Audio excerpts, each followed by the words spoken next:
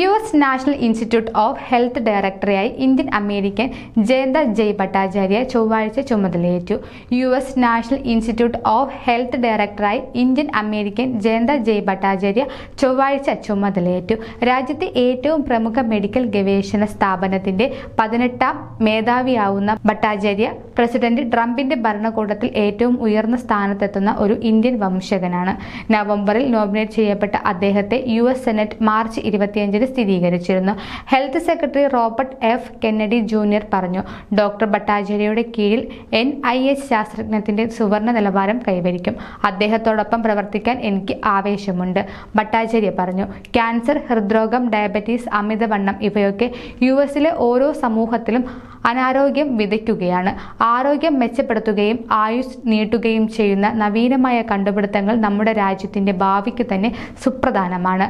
കൊൽക്കത്തയിൽ ജനിച്ച ഭട്ടാചാര്യ സ്റ്റാൻഫോർഡ് യൂണിവേഴ്സിറ്റിയിൽ നിന്നും PhD എടുത്തത് സാമ്പത്തിക ശാസ്ത്രത്തിലാണ്. Today's headlines brought to you by Malabar Gold and Diamonds.